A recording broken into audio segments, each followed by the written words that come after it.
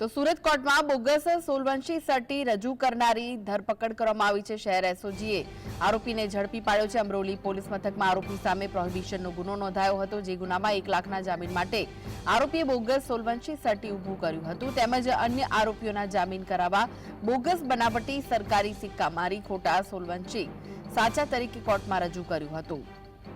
નામદાર કોર્ટના ધ્યાને ગંભીર બાબત સામે આવતા ઉમરા પોલીસ સ્ટેશનમાં ફરિયાદ નોંધાઈ, જે કેસમાં ઉમરા પોલીસે જામીનદાર જાદવ રમેશ વિરુદ્ધ ગુનો નોંધવામાં આવ્યો છે અને એસઓજીએ ધરપકડ કરી વધુ તપાસ હાથ ધરી છે।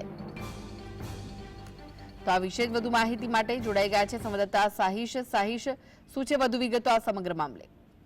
એસઓજી દ્વારા ગતરોજ એક આરોપીને પકડી પાડવામાં આવ્યો હતો। સુરતના કોર્ટમાં બોગસ સોલવંશી સર્ટી રજૂ કરવાના મામલાને લઈને આરોપીની ધરપકડ કરવામાં આવી હતી, જે ગુનામાં 1 લાખના જામીન માટે આરોપીએ બોગસ સોલવંશી સર્ટી ઊભું કર્યું હતું, તેમજ અન્ય આરોપીઓના જામીન કરાવ્યા હતા।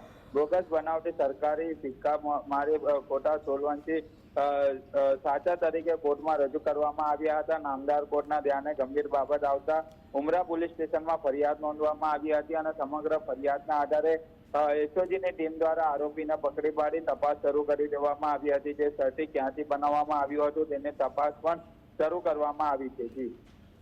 જી આભાર માહિતી આપવા માટે।